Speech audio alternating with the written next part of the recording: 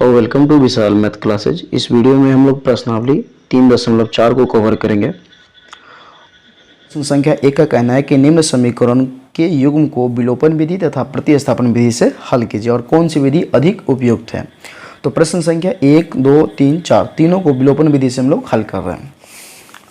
तो प्रश्न संख्या 1 का 1 है, लिखेंगे यहाँ पहले समीकरण को नोट करेंगे। समीकरण दिया हुआ है x plus y equal to 5 समीकरण 1 तथा दूसरा समीकरण है 2x minus 3y equal to 4 समीकरण 2। और विलोपन विधि से हमें हल करने के लिए इस दो चर में से किसी एक चर को लुप्त करना पड़ता है, अर्थात अलुप्तीकरण या विलोपन एक ही अर्थ हुआ। तो यहाँ देखा जाए तो माइनस का 3y है, यहाँ प्लस का y है। तो हम लोग y वाले पद को लुप्त करने के लिए यहाँ पे 3 गुणांक है y का, जबकि यहाँ पे कुछ गुणांक नहीं है तो 1 है। तो अगर समीकरण 1 में हम लोग 3 से गुना कर दें, लिख दें इसीलिए समीकरण 1 गुणे 3 प्लस समीकरण 2 से, मतलब समीकरण 1 में 3 से गुना करके और समीकरण 2 के साथ जोड़ने पर।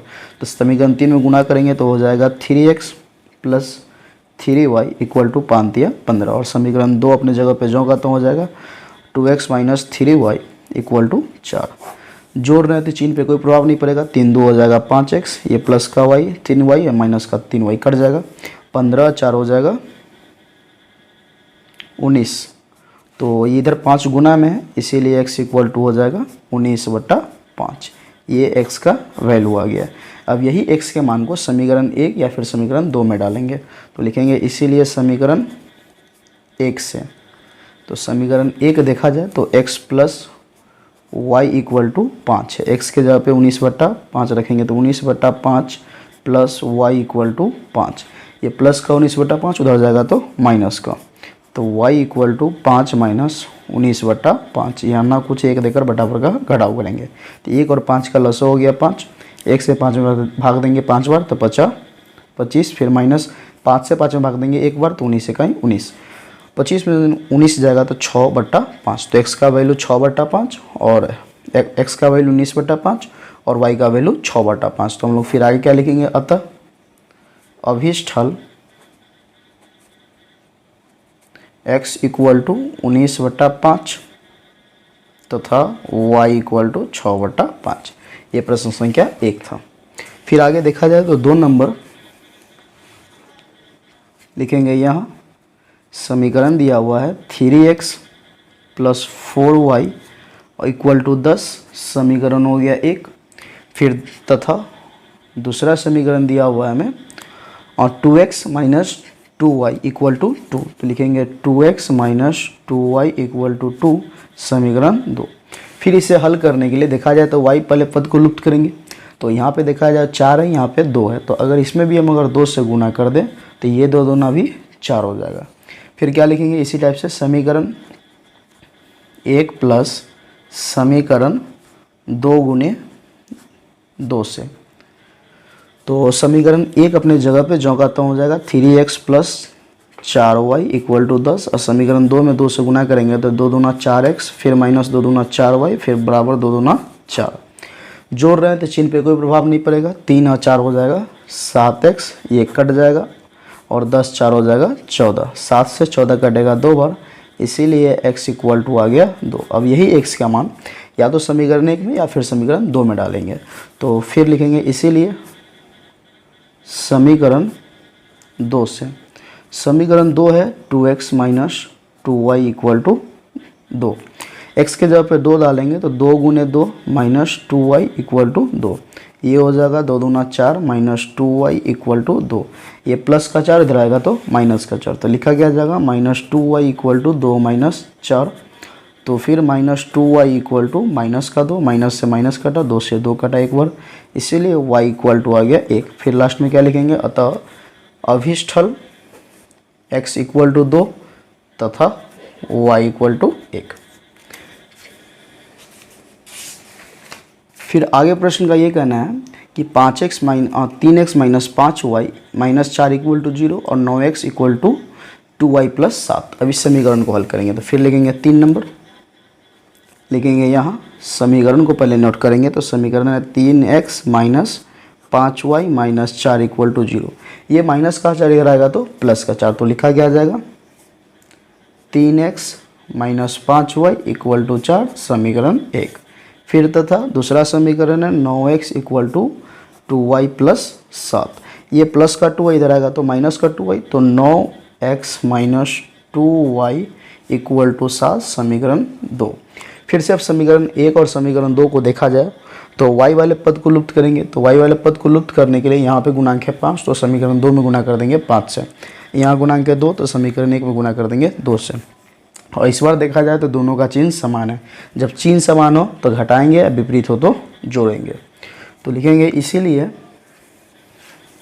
इसीलिए समीकरण 1 गुना 2 माइनस समीकरण 2 गुना 5 से। फिर जब इसे आगे बढ़ाएंगे हम लोग तो समीकरण 1 में गुणा करना है 2 से, तो 3 दूना 6x माइनस 5 दूना 10y 4 दूना 8। इसमें गुणा करना है 5 से, तो 9 पचे 45x, फिर माइनस 5 दूना 10y इक्वल टू 7 पचे 35। फिर आगे घटा रहे तो चिन्ह पे प्रभाव पड़ेगा, तो ये हो जाएगा माइनस, ये हो जाएगा प्लस, ये हो जाएगा माइनस, यहाँ पे लिखाएगा। तो प्लस का 6x और माइनस का 45, माइनस 45 में से प्लस 6 हो जाएगा तो हो जाएगा माइनस का 39x। ये प्लस माइनस कट जाएगा, माइनस 35 में से प्लस 8 जाएगा तो माइनस का 27, माइनस से माइनस कटा तो 39x इक्वल टू 27। इसीलिए x इक्वल टू देखा जाए 27/39। 3 से ये कटेगा, 3 नमा 27, 13 तिया 39। इसीलिए x का वैल्यू आ गया 9/13। अब यही x के मान को या तो समीकरण 1 में या फिर समीकरण 2 में डालेंगे। तो हम लोग समीकरण 1 में डालेंगे तो लिखा क्या जाएगा, इसीलिए समीकरण 1 से, समीकरण 1 है 3x minus 5y equal to 4। x के जगह पर डालेंगे तो 3 गुने 9/13 माइनस 5y इक्वल टू 4। गुणा करेंगे तो ये हो जाएगा 9 3 27/13 माइनस 5y इक्वल टू 4। फिर जब इसे आगे बढ़ाएंगे 27/13 इधर आएगा तो माइनस का, तो बच जाएगा माइनस 5y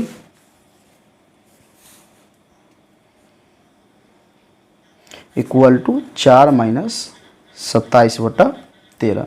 यहाँ ना कुछ एक देकर इसका बटा वर्ग हम लोग घटाव करेंगे तो लिखा क्या जाएगा माइनस 5y इक्वल टू 1 और 13 का लसा हो गया 13, 1 से 13 भाग देंगे 13 बार, 13 चौका 52, फिर माइनस 13 से 13 में एक बार, तो 27 इकाई 27। फिर आगे घटाएंगे तो माइनस 5y इक्वल टू 52 में 27 जाएगा तो 25/13, 5 से 25 कटेगा 5 बार, तो माइनस y इक्वल टू आ गया आपका 5/13।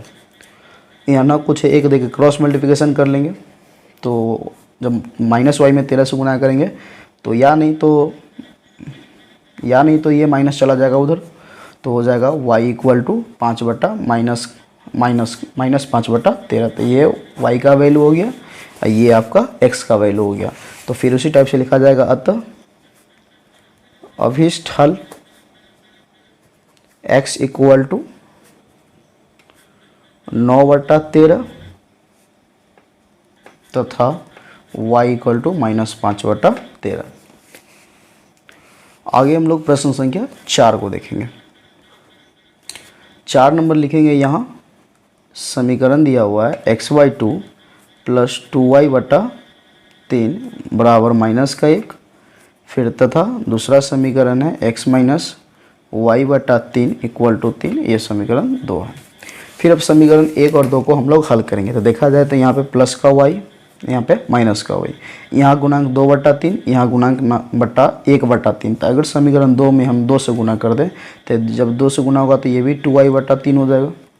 लिखा क्या जाएगा, इसीलिए समीकरण 1 प्लस, दोनों का चिन्ह विपरीत है तो जोड़ेंगे, समीकरण 1 प्लस समीकरण 2 गुने 2 से। आगे बढ़ाएंगे तो समीकरण 1 अपने जगह पे x/2 plus 2y/3 equal to -1। जब 2 से गुना करेंगे तो ये हो जाएगा 2x minus 2y/3 equal to 3 दूना 6। जोड़ेंगे तो क्या लिखा जाएगा, xy2 और जोड़ हो जाएगा 2x, ये प्लस माइनस कट जाएगा और प्लस का 6 में से -1 चला जाएगा तो हो गया 5। तो ये xy2 और प्लस 2x इक्वल टू 5। तो आगे किस टाइप से लिखा जाएगा, आगे है xy2 plus 2x equal to 5, इसे सरल करना है। तो यहाँ ना कुछ एक देकर इसका हम लोग बटाबर जोड़ कर लेंगे, 2 और 1 का लसा हो गया 2। फिर आगे देखा जाए 2 से 2 में भाग देंगे एक बार तो x का हो गया x, प्लस 1 से 2 में भाग देंगे 2 बार तो 2 दूना 4x इक्वल टू 5। x और 4x को जोड़ेंगे तो हो जाएगा 5x बटा 2 इक्वल टू 5। 5 इकाई 5 कट गया, यहाँ ना कुछ 1 देंगे तो xy2 इक्वल टू 1 बटा 1, क्रॉस मल्टीप्लिकेशन करेंगे तो x इक्वल टू आ गया 2, x का वैल्यू 2। अब यही x के मान को समीकरण हम लोग 2 में डाल देंगे। समीकरण 2 है x माइनस वाई बटा 3 इक्वल टू 3 लिखेंगे, इसीलिए समीकरण 2 से समीकरण 2 का वैल्यू था x माइनस वाई बटा 3 इक्वल टू 3, एक्स के जगह पर 2 डालेंगे तो 2 माइनस वाई बटा 3 इक्वल टू 3, माइनस वाई बटा 3 इक्वल टू 3, ये प्लस का 2 इधर आया तो माइनस का 2। फिर आगे क्या लिखा जाएगा, माइनस वाई बटा 3 इक्वल टू 3 में से 2 गया तो 1, यहाँ से क्रॉस मल्टीप्लिकेशन कर देंगे लोग तो माइनस वाई में जब 1 से गुना करेंगे तो माइनस वाई, 3 इकाई 3, ये माइनस उधर चला जाएगा, इसीलिए y इक्वल टू माइनस का 3। तो y का वैल्यू माइनस का 3, x का वैल्यू 2। तो अतः अभिष्ठल x बराबर इतना तथा y बराबर इतना। 2 को देखते हैं। प्रश्न संख्या 2 का कहना है कि निम्न समस्याओं में रैखिक समीकरण युग्म बनाइए। मतलब जो भी समस्या है उन्हें रैखिक समीकरण युग्म बनाइए और उनके हल विलोपन विधि से ज्ञात करें। यदि उनका अस्तित्व हो तो विलोपन विधि से हमें हल ज्ञात करना है। ठीक है, प्रश्न संख्या हम लोग 1 को देखते हैं। प्रश्न संख्या 1 का कहना है कि यदि हम अंश में 1 जोड़ दें और हर में 1 घटा दें तो भिन्न 1 हो जाता है। क्या मतलब, अंश में 1 जोड़ देना और हर में 1 घटा देना है तो भिन्न का मान 1 हो जाता है, पहला कथन। फिर दूसरा कथन कह रहा है कि यदि हर में 1 जोड़ दे तो वह 1/2 हो जाता है, तो भिन्न ज्ञात कीजिए। अब हमें ये नहीं पता है कि भिन्न का अंश क्या है फिर यह हर क्या है, तो मान लेंगे, लिखेंगे क्या, माना कि भिन्न का अंश इक्वल टू x तथा हर इक्वल टू y। जब अंश x मान लिए और हर y मान लिए, इस स्थिति में भिन्न क्या होगा, तो इसीलिए अभिष्ट भिन्न इक्वल टू हो जाएगा अंश बटा हर। तो अंश का वैल्यू हो गया x, हर का वैल्यू हो गया y। अब प्रश्न का ये कहना है कि इस भिन्न में, ये जो भिन्न है इसके अंश में 1 जोड़ दिया जाता है और हर में 1 घटा दिया जाता है, तो ऐसा करने से भिन्न का मान 1 हो जाता है। तो फिर लिखेंगे, इसीलिए प्रश्न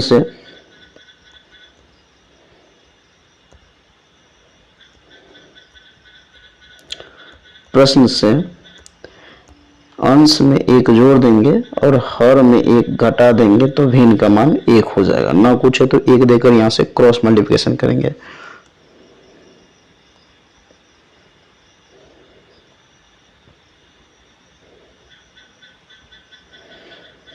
जब क्रॉस मल्टीप्लिकेशन करेंगे तो क्या हो जाएगा, x प्लस 1 इक्वल टू हो जाएगा y माइनस 1। यहाँ जब क्रॉस मल्टीप्लिकेशन किया जाएगा तिरछा तिरछी गुना, तो x प्लस 1 इक्वल टू हो जाएगा y माइनस 1। फिर इसे आगे हम लोग सरल करेंगे, तो ये जो प्लस का y इधर आएगा तो माइनस का, तो x minus y equal to ये माइनस 1, ये फिर प्लस 1 इधर आएगा तो फिर से माइनस 1 हो गया। फिर आगे समीकरण क्या बनेगा, x minus y equal to minus का 2, समीकरण 1। फिर आगे देखेंगे पुनः प्रश्न से। फिर आगे प्रश्न का क्या कहना है कि ये तो कथन हो गया। फिर आगे कह रहा है कि यदि हर में 1 जोड़ दें तो भिन्न 1/2 हो जाता है। तो फिर लिखेंगे, हर में 1 जोड़ना है तो अंश अपनी जगह पे जोगा, तो हर में 1 जोड़ देना है तो भिन्न का मान 1/2 हो जाता है। फिर से क्रॉस मल्टीप्लिकेशन करेंगे तो हो जाएगा 2x इक्वल टू वाई जोड़ 1। ये प्लस का y इधर आएगा तो माइनस का y, तो समीकरण हो जाएगा 2x minus y equal to 1, समीकरण 2। अब हमें प्रश्न इस समीकरण एक और समीकरण 2 को सरल करके x और y का मान ज्ञात करना है। तो सिंपल देखा जाए तो यहाँ भी माइनस वाई और यहाँ भी माइनस वाई, सिंपल समीकरण, यहाँ माइनस वाई, यहाँ भी माइनस वाई। समीकरण 1 में से 2 घटा देंगे तो y वाला पक्ष कट जाएगा। तो लिखेंगे क्या, इसीलिए समीकरण 1 माइनस समीकरण 2 से, तो समीकरण 1 है x minus y equal to -2, तो लिखेंगे x minus y equal to -2, और समीकरण 2 है 2x minus y equal to 1, तो 2x minus y equal to 1। घटा रहे तो चिन्ह बदलेगा, ये प्लस में तो माइनस में, ये माइनस में तो हो गया प्लस में, ये फिर माइनस में, प्लस का x और माइनस का 2x तो हो जाएगा माइनस का x, ये प्लस का y माइनस का y कट गया, ये माइनस का 2 और फिर माइनस का 1 हो जाएगा माइनस का 3, फिर माइनस से ये माइनस कट जाएगा, तो इसीलिए x इक्वल टू आ गया 3।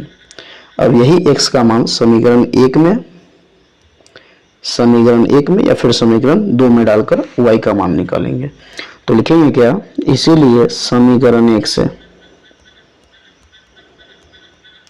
समीकरण 1 है x minus y equal to 2, तो x minus y equal to minus का 2, x का वैल्यू आया है 3, तो x की जगह पे 3 डालेंगे, तो 3 minus y equal to minus का 2, ये प्लस का 3 हो जाएगा तो माइनस का 3, तो माइनस वाई इक्वल टू -2 -3, फिर minus y equal to minus का 5, माइनस से माइनस कट जाएगा, इसीलिए y इक्वल टू 5। तो देखा जाए तो x का वैल्यू 3 और y का वैल्यू 5, तो हमें निकालना है भिन्न, तो लिखेंगे अतः अभिष्ट भिन्न माने क्या थे, x बटा y, तो x बटा y, x का वैल्यू 3 और y का वैल्यू 5, तो ये हो गया अभिष्ट भिन्न। फिर आगे हम लोग प्रश्न संख्या 2 को देखते हैं। प्रश्न का 2 का कहना है कि 5 वर्ष पूर्व नूरी का आयु सोनू की आयु की 3 गुनी थी। 5 वर्ष पूर्व कहने का अर्थ हुआ पहले, कि नूरी की जो आयु थी सोनू की आयु की 3 गुनी थी। फिर 10 वर्ष पश्चात नूरी की आयु सोनू की आयु की 2 गुनी हो जाएगी। नूरी और सोनू की आयु निकाले। तो लिखेंगे क्या, पहले तो मानेंगे, माना कि नूरी की वर्तमान आयु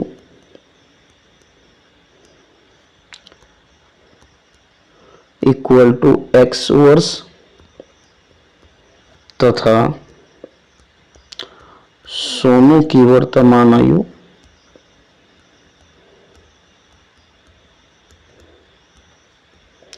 ये हो जाएगा y वर्ष। अब प्रश्न का क्या कहना है कि 5 वर्ष पूर्व, तो हम पहले ये ज्ञात करेंगे, अभी नूरी की वर्तमान है x वर्ष और सोनू की वर्तमान आयु है y वर्ष। तो वर्तमान हमें पता है, तो 5 वर्ष पूर्व निकालेंगे, लिखा जाएगा, इसीलिए 5 वर्ष पूर्व नूरी की आयु, तो नूरी की वर्तमान आयु x है, तो 5 वर्ष पहले हो जाएगा x माइनस 5 वर्ष। फिर सोनू की निकालेंगे, फिर तथा 5 वर्ष पूर्व सोनू की आयु,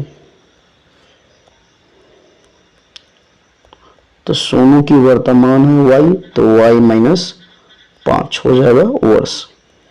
तब हमें ये पता चल गया है कि सोनू की 5 वर्ष पूर्व सोनू की आयु क्या है और 5 वर्ष पूर्व नूरी की आयु क्या है।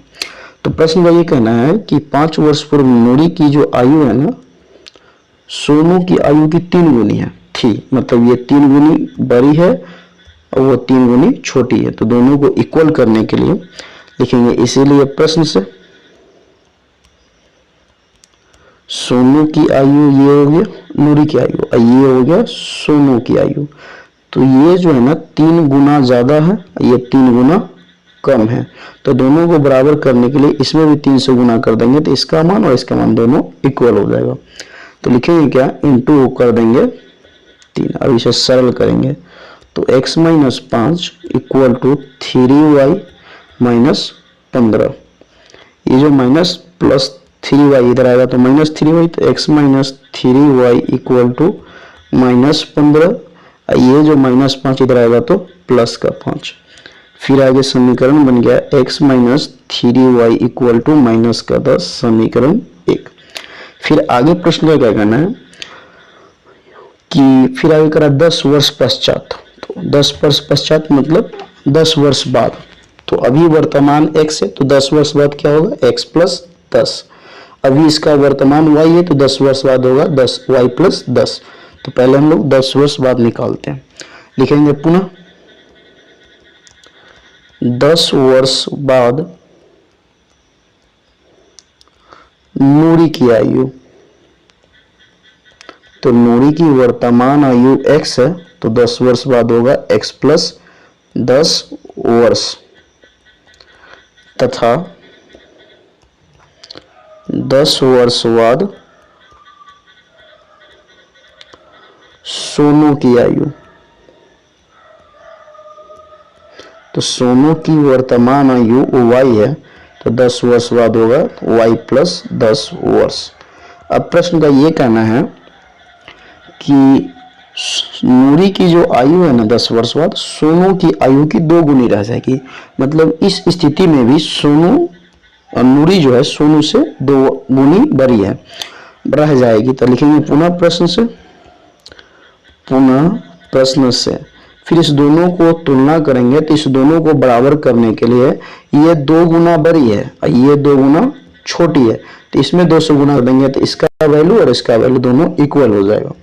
तो पुनः प्रश्न से x plus 10 equal to 2 into y plus 10। अब इसे सरल करेंगे तो x प्लस 10 का हो जाएगा x प्लस 10, इसको तोड़ेंगे तो हो जाएगा 2y और प्लस 10 दूना 20। ये प्लस का 2y इधर आएगा तो माइनस का, तो लिखा क्या जाएगा x minus 2y equal to ये प्लस 10 अपनी जगह 20 अपनी जगह पे, ये प्लस 10 इधर आएगा तो माइनस 10, तो हो गया 20 माइनस 10। समीकरण क्या बन जाएगा x minus 2y equal to 10, समीकरण 2। अब समीकरण 1 और समीकरण 2 को हल करेंगे तो समीकरण 1 है x minus 3y equal to 10 और समीकरण 2 है x minus 2y equal to 10। Simple, दोनों में समीकरण में x वाला चर को हम लोग लुप्त करेंगे तो लिखेंगे इसीलिए समीकरण 1 माइनस समीकरण 2 से। तो समीकरण 1 है x minus 3y equal to minus 10, तो लिखेंगे क्या x minus 3y equal to minus का 10। और समीकरण 2 है x minus 2y equal to 10। घटा रहे हैं तो चिन्ह बदलेगा, ये प्लस में तो हो गया माइनस में, ये माइनस में तो हो गया प्लस में, ये प्लस में तो हो गया माइनस में। प्लस का x और माइनस का x कट गया, माइनस का 3y और प्लस का 2y, तो 3 में से 2y गया तो माइनस का y इक्वल टू माइनस 10 और माइनस 10 हो गया माइनस का 20, माइनस से माइनस कट जाएगा इसीलिए y इक्वल टू आ गया 20। अब यही y का मान समीकरण 1 या फिर समीकरण हम लोग 2 में रख देंगे y का वैल्यू। तो y के जगह 20 रखेंगे तो 20 दूना 40, ये माइनस का 40 इधर आएगा तो प्लस का 40, तो लिखा क्या जाएगा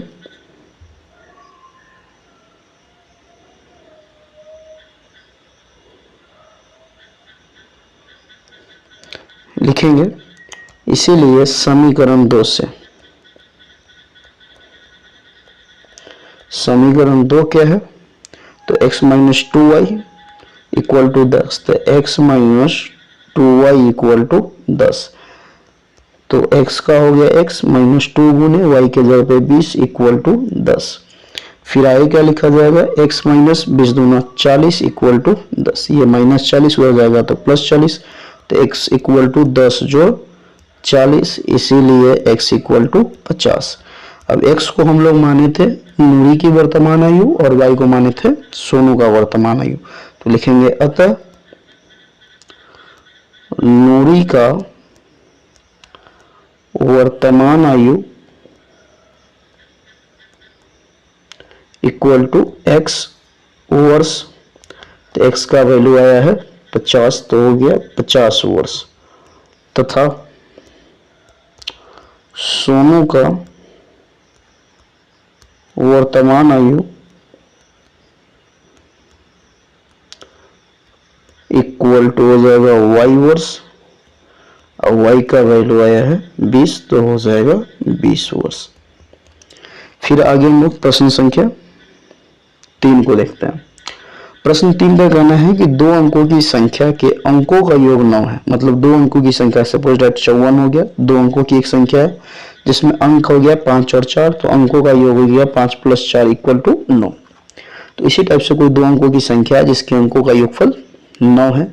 फिर इस संख्या का मतलब इस 2 अंकों की संख्या का 9 गुना संख्या के अंकों को पलटने पर बनी संख्या के 2 गुना के बराबर है। मतलब इस संख्या में अगर 9 से गुना करते हैं तो इसका जो गुणनफल आएगा इस संख्या को पलटने पर, तो पलटने पर बनी संख्या के 2 गुने के बराबर है। इस टाइप का कहना है प्रश्न का। तो हमें ना तो इस संख्या का इकाई का संख्या नहीं पता है, तो सबसे पहले इकाई और दहाई मानेंगे। तो लिखेंगे क्या, माना कि संख्या के इकाई का अंक इक्वल टू x तथा दहाई का अंक इक्वल टू y। अब संख्या की इकाई का अंक पता है, दहाई का अंक पता है, तो इसीलिए अभिष्ट संख्या, तो अभिष्ट संख्या हो जाएगा 10 दहाई, दहाई का अंक है y, तो 10 दहाई और जोड़ 1 इकाई, तो x हो गया। अब इस संख्या के अंक को पलटते हैं, मतलब ये जो संख्या है अभिष्ट संख्या है, इसके अंक को पलटेंगे तो इकाई वाला चल जाएगा दहाई वाले के पास और दहाई वाला चल जाएगा इकाई वाले के पास। लिखा क्या जाएगा, तथा अंकों को उलटने पर प्राप्त संख्या, तो हो जाएगा इस बार 10 दहाई, तो दहाई के जगह पे हो जाएगा x, इकाई के जगह पे हो जाएगा y। अब प्रश्न का क्या कहना है कि 2 अंकों की जो संख्या है ये, इसके अंकों का योगफल 9 है। तो इसमें अंक कौन है, इसमें अंक है x और y। तो लिखेंगे क्या, इसीलिए प्रश्न से अंकों का योगफल मतलब x + y = 9। ये हो गया प्रश्न कथन 1 के हिसाब से समीकरण। फिर आगे प्रश्न का क्या कहना है कि इस संख्या का 9 गुना, मतलब ये संख्या का 9 गुना इसका जो भी वैल्यू है अंकों को पलटने पर मतलब उलटने पर बनी संख्या के 2 गुना के बराबर है। तो पुनः प्रश्न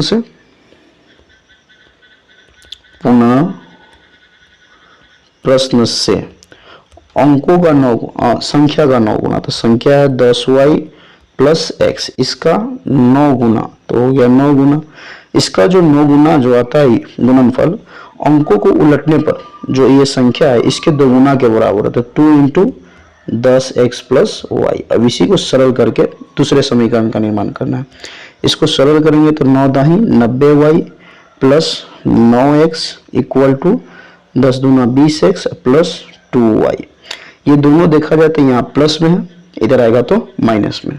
तो लिखा गया जाएगा 90y + 9x, तो प्लस 9x माइनस हो जाएगा 20x, फिर माइनस 2y = हो जाएगा 0। इसी को सरल करना है। फिर आगे क्या लिखा जाएगा, 20x में से 9x घट जाएगा तो माइनस का 11x, और 90y में से -2y घट जाएगा तो प्लस का 88y = 0। अब इस दोनों पद में देखा जाए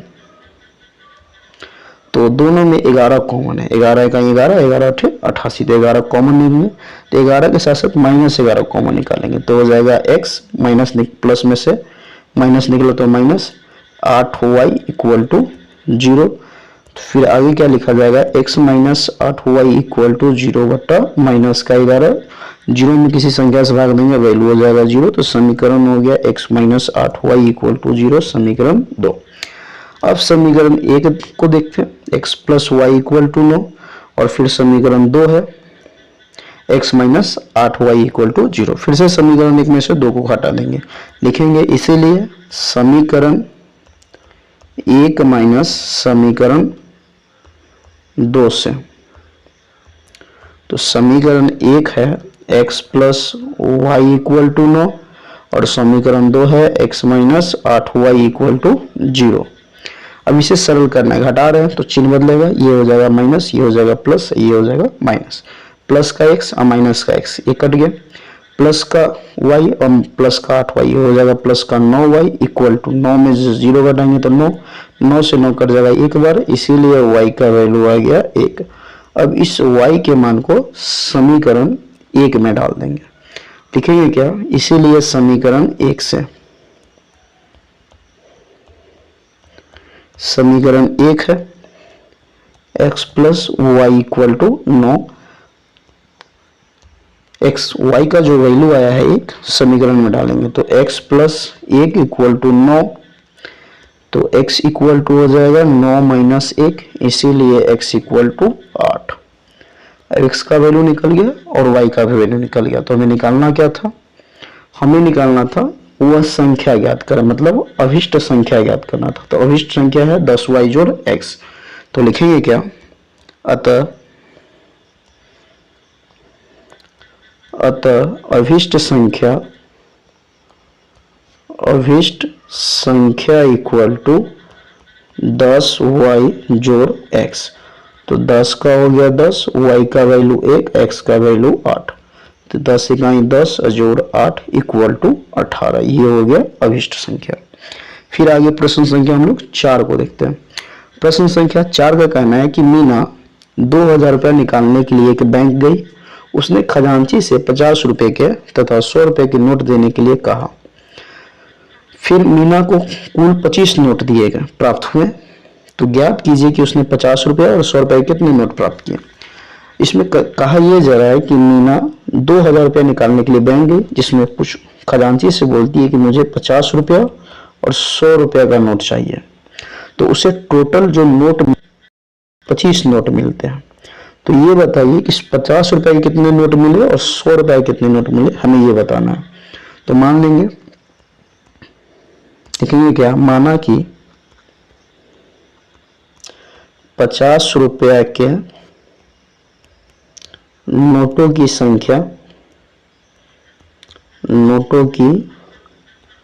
संख्या इक्वल टू x तथा 100 रुपया के नोटों की संख्या इक्वल टू y। मतलब ये मान ली कि 50 रुपए के नोटों की संख्या x और 100 रुपए के नोटों की संख्या y, तो उसे कुल 25 नोट मिलते हैं, मतलब 50 रुपए के नोटों की संख्या जोड़ 100 रुपए के नोटों की संख्या, इस दोनों की नोटों की संख्या का जो योगफल है वो 25 के बराबर होगा। तो लिखेंगे इसीलिए प्रश्न से x plus y equal to 25, मतलब 50 रुपए के नोटों की संख्या और 100 रुपए के नोटों की संख्या का जो योगफल है वो 25 के बराबर होगा। फिर आगे प्रश्न का ये कहना है कि 2000 रुपया निकालने के, जिसमें उसे 50 रुपए का नोट मिल रहा है और 100 रुपए का नोट मिल रहा है। तो इस कथन को समझना है, वो 2000 रुपया निकालने के लिए गई, तो 2000 रुपया निकालने गई, उसमें से कुछ उसे 50 रुपए का नोट मिले होंगे, कुछ 100 रुपए का नोट मिले होंगे। तो मान लेते हैं अगर 100 रुपए का 10 नोट मिला होगा, तो 100 रुपए का 10 नोट मिला होगा तो इसका वैल्यू हो गया 1000 रुपया। अगर 50 रुपए का मान लेते हैं 20 नोट मिला हो तो इसका वैल्यू हो गया 1000। तो तो मतलब ये हुआ 50 रुपया और उसके गुना उसके नोटों की संख्या, फिर 100 रुपया और गुना उसके नोटों की संख्या। तो हमें ये नहीं पता है कि 50 रुपया कितने नोट मिले और 100 रुपया कितने नोट मिले। तो हम माने हुए 50 रुपया के नोटों की संख्या x, तो 50 इंटू हो जाएगा x, फिर प्लस 100 रुपया और उसके नोटों की संख्या y, इस दोनों का जो गुणनफल होगा 2000 के बराबर होगा। तो लिखा जाएगा पुनः प्रश्न से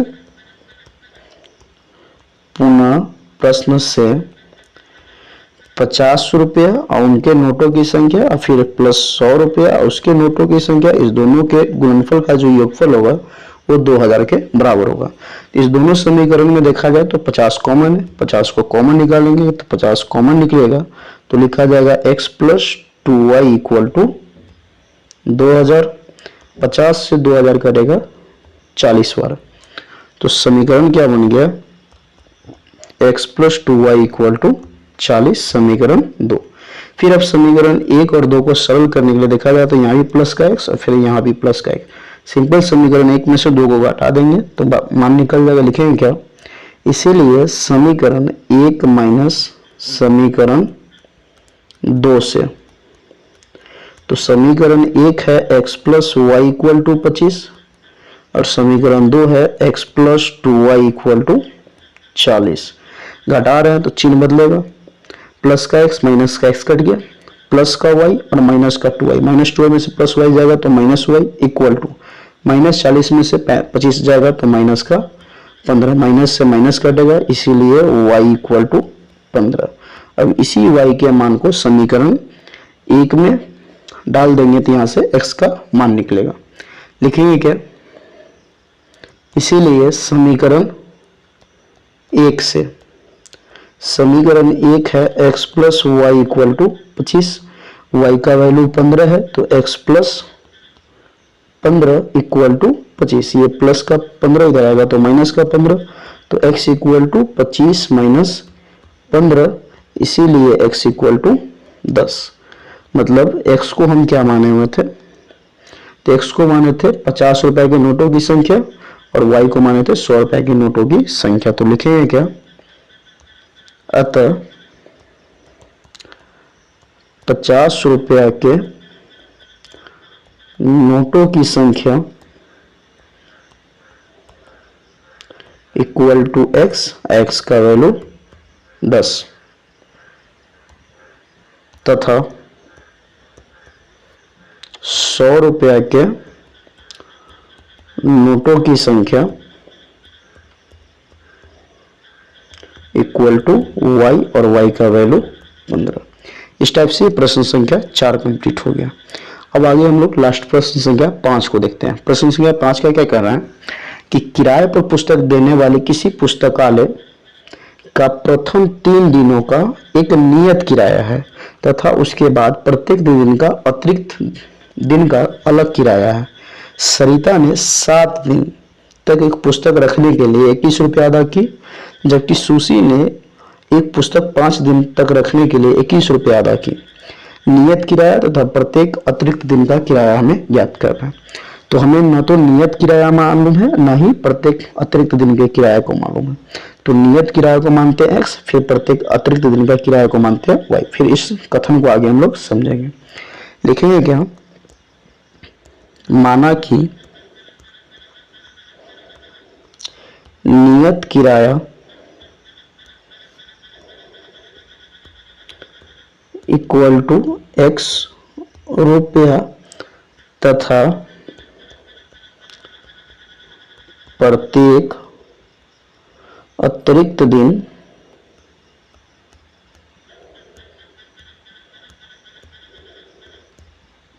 का किराया बराबर y रुपया। तो प्रश्न का कहना है कि पुस्तकालय का प्रथम 3 दिन का एक नियत किराया है। तो जो ये लिखे हैं माना कि नियत किराया, इसमें 3 दिन हो गया कि माना ऐसे भी लिख सकते थे, माना कि प्रथम 3 दिनों का नियत किराया, मतलब प्रथम 3 दिनों का नियत किराया हो गया x रुपया और प्रत्येक अतिरिक्त दिन का किराया हो गया y रुपया। अब प्रश्न का क्या कहना है कि सरिता जो है ना, सरिता 7 दिन तक एक पुस्तक को रखती है, 21 रुपया अदा करती है। मतलब क्या हुआ, 7 दिनों तक पुस्तक रखी, 21 रुपया अदा की। तो 7 दिन में 3 दिन तो हो गया नियत किराया, क्योंकि प्रथम 3 दिनों का नियत किराया लग रहा है। तो 3 दिन का हो गया नियत किराया, जिसका चार्ज हो गया x रुपया। और फिर 4 दिन जो रखती है इसके हिसाब से, तो प्रत्येक अतिरिक्त दिन का किराया y है, तो 1 दिन का y, तो 4 दिन का हो जाएगा 4y। तो लिखा क्या जाएगा, इसीलिए प्रश्न से 3 दिनों का नियत किराया x रुपया हो गया। अब प्रत्येक अतिरिक्त दिन का, तो 1 दिन का y रुपया, तो 4 दिन का हो गया 4y रुपया। टोटल कितना अदा करती है, तो टोटल अदा करती है 27 रुपया, तो हो गया 27। क्या मतलब हुआ इसका अर्थ समझिए। प्रथम 3 दिनों का नियत किराया x रुपया और प्रत्येक अतिरिक्त दिन का किराया y रुपया, तो 4 दिन का हो गया 4y रुपया। तो 4 दिन और 3 दिन हो गया 7 दिन। 7 दिन के लिए अदा करती है 27 रुपया। तो ये समीकरण बन गया अब x plus 4y equal to समीकरण 1। इसी टाइप से पुनः प्रश्न से दूसरे कथन में क्या कहा जा रहा है कि सुशी नाम की एक व्यक्ति है जो 5 दिनों तक पुस्तक रखती है, 21 रुपया अदा करती है। तो 5 दिन में क्या होगा, 5 दिन कहने का अर्थ ये हुआ 3 दिन का तो उसे नियत किराया देना होगा, मतलब x रुपया, और बच गया शेष 2 दिन, तो 2 दिन का हो जाएगा 2y रुपया। तो x रुपया और जो 2y रुपया बराबर हो जाएगा 21 रुपया। तो पुनः प्रश्न से x रुपया प्लस 2y रुपया बराबर 21 रुपया, समीकरण 2।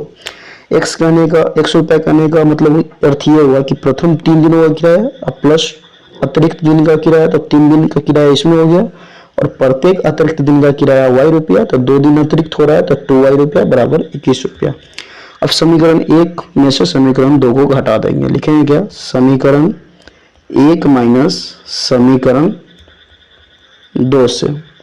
समीकरण 1 है x plus 4y equal to 27, और दूसरा समीकरण है x minus x plus 2y equal to 21। घटाएंगे तो सबका चिन्ह बदल जाएगा, प्लस का x माइनस का x कट गया, 4y में से 2y जाएगा तो 2y इक्वल टू 27 में से 21 जाएगा तो 6, 2 से 6 कटेगा 3 बार, इसीलिए y इक्वल टू आ गया 3। अब y का मान समीकरण 1 में डालेंगे, तो लिखेंगे क्या, इस 1 या 2 में डालेंगे। अब y का मान समीकरण 2 में डालेंगे, तो लिखेंगे इसीलिए समीकरण 2 से x plus 2y equal to 21, y का वैल्यू है 3, तो ये हो गया 3 दूना 6, तो x प्लस 6 इक्वल टू 21, तो x इक्वल टू 21 माइनस 6, इसीलिए x इक्वल टू 15। तो x का वैल्यू आ गया 15 और y का वैल्यू 3। तो हम लोग x को क्या माने हुए थे, x को माने थे प्रत्येक मतलब नियत किराया, और y को माने थे प्रत्येक अतिरिक्त दिन का किराया। तो लिखेंगे क्या, अतः नियत किराया बराबर x रुपया, और x का वैल्यू है 10, तो हो गया x का वैल्यू है 15, तो हो गया 15 रुपया, तथा प्रत्येक अतिरिक्त दिनों का किराया बराबर y रुपया, और y का वैल्यू है 3, तो हो गया 3 रुपया। इस टाइप से प्रश्नावली आपका 3.4 कंप्लीट हुआ।